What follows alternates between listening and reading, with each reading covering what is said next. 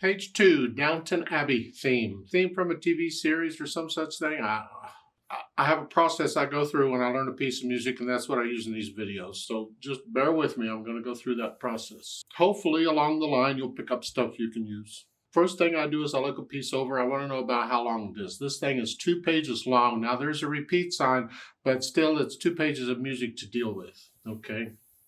Treble and bass clef. I always check the clef signs because you never know for sure.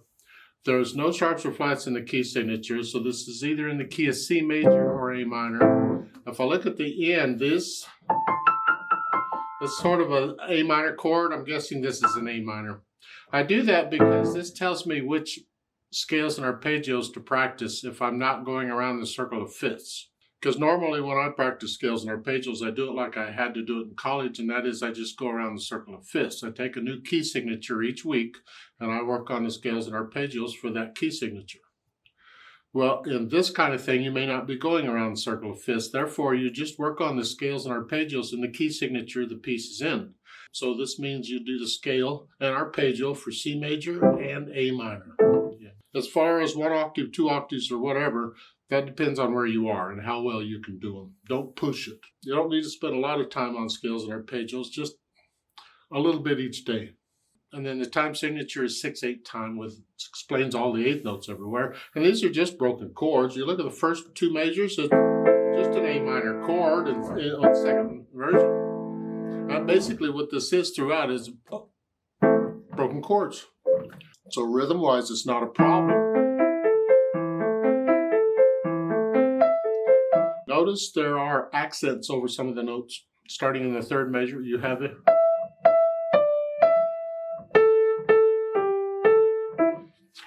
This is indicating where the melody is. They're telling you to accent. They're telling you to bring it out. Some publishers will use a tenuto line to indicate where the melody is. This publisher is using accent marks. They're telling you to accent those. That's not exactly what we want. We want those notes to be louder than the others. But in a piano, that's the same as playing an accent, because a piano can't do a true accent. The point is, we want to hear the melody, and I suggest you get to where you just play the melody, leave the rest of it out so you can hear it. Starting in the 3rd measure, the melody, the accented notes. 1, 2, 3, 4, 5, 6. 1, 2, 3. 1, 2, 3.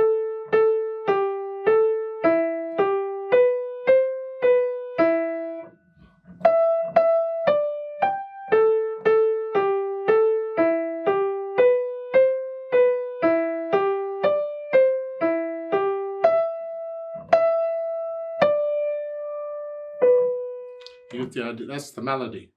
That's what we want to hear. Now, I got ahead of myself. Let's back up.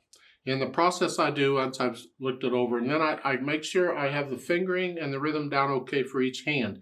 In this case, because it's one hand to the other most of the time, I take both hands together. We just want these eighth notes to be even.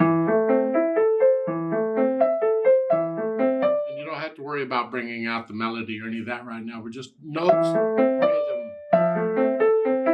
In measure 5, I don't like going from here to here. You can, there's nothing wrong with it. I just don't like, so I reach down his 3rd finger. That way I can connect it. That's how I do it. You finger it however your teacher tells you to, but starting at measure 5, just make sure you hold these dotted quarter notes down a full 3 counts.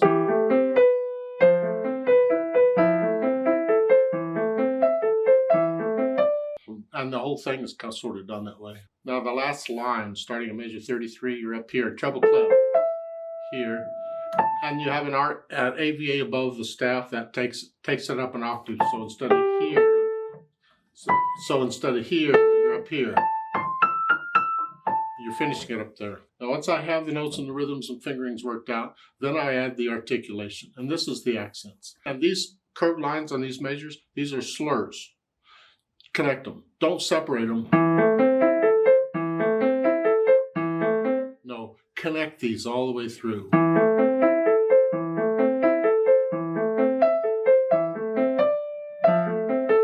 And this is where I bring out the melody. I play the little more weight on those notes because I want to hear those notes, not these.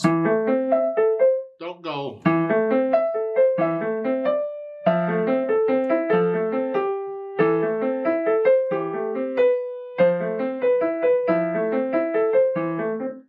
don't play it that way. Play everything soft in the background and bring out the melody. I can measure 5, this, and then soft.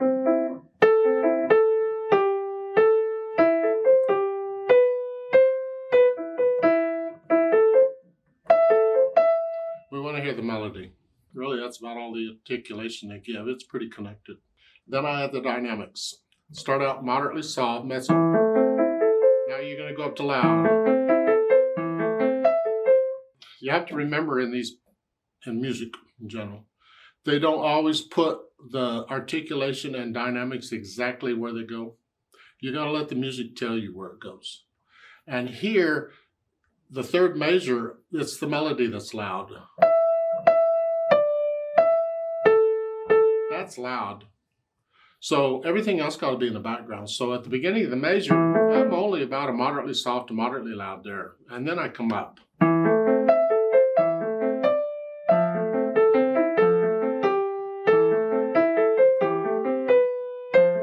Measure 9, come down. Down to about a moderately loud melody. Now I'm about a moderately loud here. So, and then in we'll measure 15 or so. You're going to start getting loud, swell up.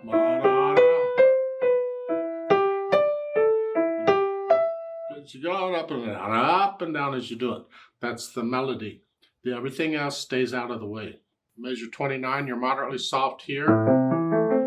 And then you're soft, softer, a little soft. Both hands. There's no melody here, and then very soft at the end.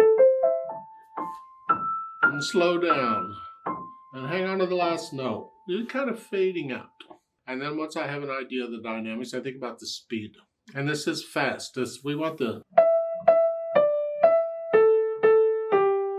But it needs to be accurate and it needs to be controlled. So your fast is different than mine. So how fast can you do these?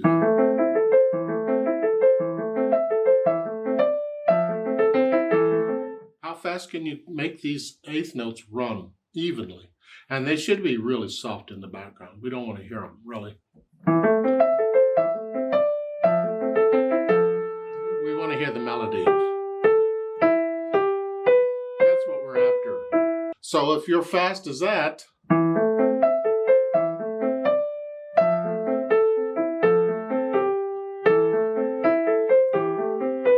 you're fast, close enough. You see, speed isn't always the speed of the beat. It's the feel of the piece.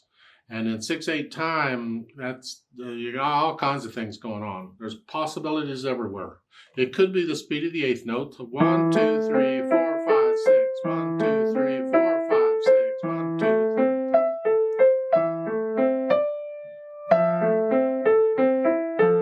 3. Could be the speed of the eighth note. Or it could be the speed of the natural accents, which is on beat 1 and 4. 1, 2, 3, 4, 5, 6. 1, 2, 3, 4, 5. Well, if that's it, then the melody is at 1. That's on the natural accents. And that's not really fast. That's more like a moderato speed or an andante speed. But the eighth notes slow it down. So I would somewhere, I don't know if the allegro is really an accurate speed for this, but it's just somewhere in there. How fast do you want this melody to go, and how fast can you do the eighth notes? That's the deal. Now notice at the end of measure 28, there's a repeat sign that sends you back to the third measure and you play the whole mess again. Yeah, okay, and then go on, okay. It almost looks like there's first and second endings, but there's not. Second time you actually go through and play all of it, the rest of it. Now they've added pedal. Okay, I always learn a piece without pedal. I want to make sure the hands are doing what they're supposed to do. So I add pedal at the end because I want to know why are we using pedal, what's the effect it has on the music, what's it for. You use pedal a lot with broken chords like this because you want the overall sound. You want the chord. So we use pedal for that.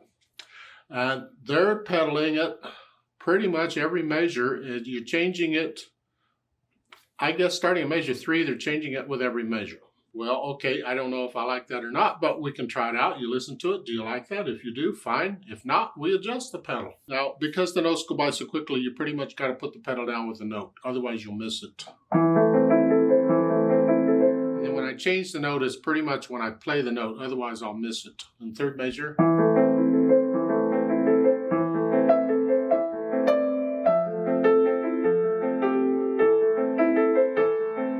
So, and that's for pedaling throughout. If you like that, fine, go with it. It's fine, it keeps it simple. Because you see underneath measure 6, it says simile. That means keep doing it in the same way you're doing it, okay? One thing I might suggest here is the melody. You might want to think about finger pedaling the melody notes so they connect. So in measure 3, and rather than an 8th note, pretend that's a dotted quarter note.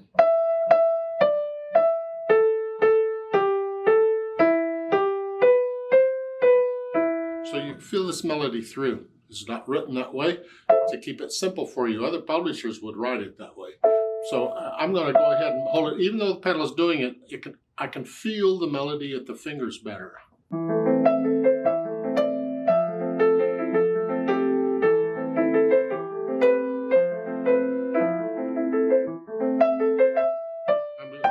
I'm going to finger pedal this melody if I can.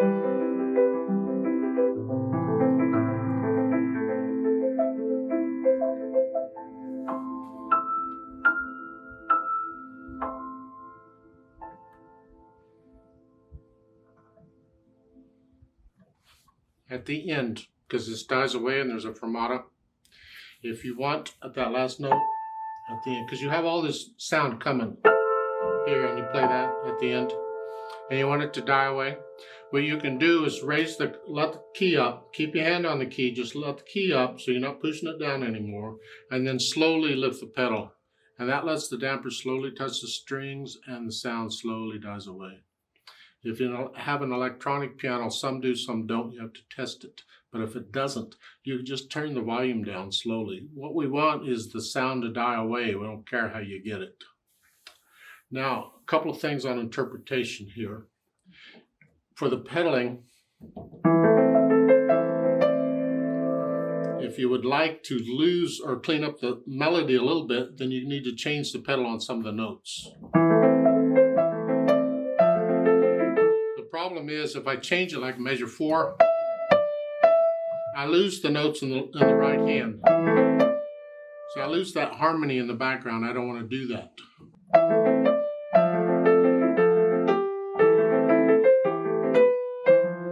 So in order to keep the harmony in the background, I have to finger pedal the left hand.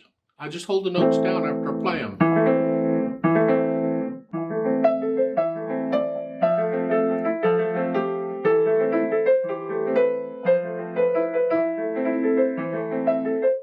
Trickier. It changes the sound. It's easier, just pedal it like it's shown. And it works fine, so that's good too.